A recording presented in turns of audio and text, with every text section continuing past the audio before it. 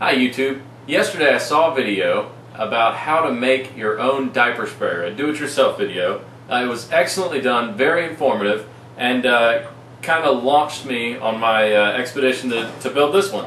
But I did find an item while I was at Lowe's to simplify the process, I think, quite a bit.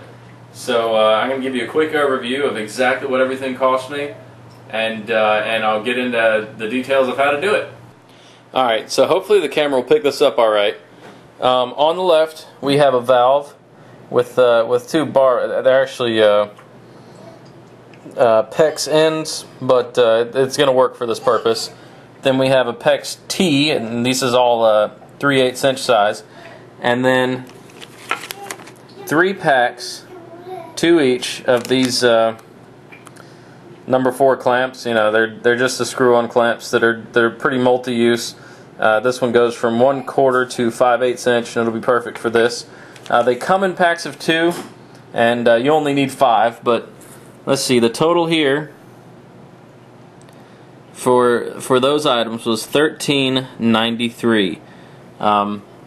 Over here, I went to Walmart for this Peerless sprayer set, and the kit total, let's see, there were 2 items on there, but it was just under $8. Okay, now this, you may not need it. We live in an apartment, and so we have a metal pipe running from the toilet to the wall. So in this case, I had to get my own so that I could cut it and splice it. Total on that was $3.71. So the total altogether, I like to round up, so you're looking at 4, 8, that's without tax, but so that's 12, and then say 14.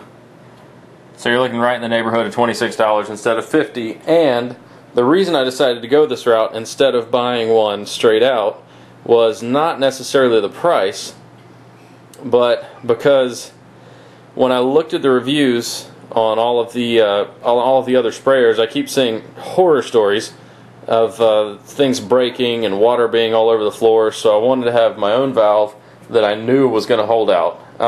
Now, if you were to do this yourself and you didn't need this pipe, obviously that's, you know, $4 that you're not going to be spending. So the 8 and the 14, you're looking at $22 total out the door, you know, installed, instead of $40-50. Here are the tools that you'll need. Obviously, you don't have to have a pocket knife like that. You can have a box cutter, anything that you want to cut. This is my little baby Gerber and my little Craftsman flathead nub. I just wanted to see, you know, show how simple the tools were. Okay, so this is how it's done. This piece, if you are using the one that's already on your toilet, then you don't have to buy one of these, obviously, and you're going to end up having to take the one off your toilet like I'm going to show you soon, only you'll have to do that before you start trying to install stuff. I fortunately don't have to take it all apart, but I'm going to show you how, because it's kind of imperative that you don't screw that up. Not imperative, you just have a mess to clean up if you did it wrong. So you're going to take that off if you have the one that you want already installed, and cut it in half about, you know, it doesn't really matter where you cut it. And then I've seen a lot of videos where people cut this pipe in half. This is the one, you know, this side's going to screw onto your sprayer. The other side is what would normally screw onto, you know, the inside of your sink, whatever you have to screw it onto. In this case, I'm going to splice the ball joint in the middle of it, and then part of the T to the end here. So I'll go ahead and cut that. This knife may not have been the best decision ever, but whatever. So there goes one cut. You're going to want to cut the end off, the side where it would normally attach under the sink. Alright, so now I have everything cut. The piece that attaches from the toilet to the valve on the wall normally, cut that about in half. And then the same with the pipe that, like I said, the sprayer goes on one end. It just doesn't come, and it's pre-installed. So you got a cut end of a hose and the sprayer, and then you got 2 cut ends of hose. Simple enough. Alright, so you're going to take the T, you're going to make sure you got one of these on one end, or else you got to find a way to get it on, which isn't always that difficult, but might as well have it ready. And I may have bought a size that's a little bit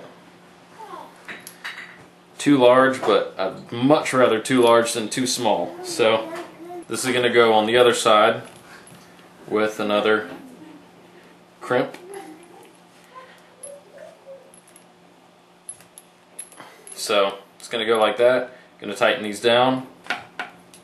Okay, you're going to take this, you're going to attach the double blank-ended hose, one there, and again, it's no fun to forget these during the real process.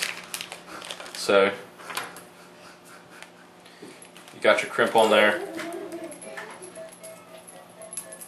push it on that top of that T, and then that's going to get tightened down there. Now I'll go ahead and do this part and then show you what it looks like.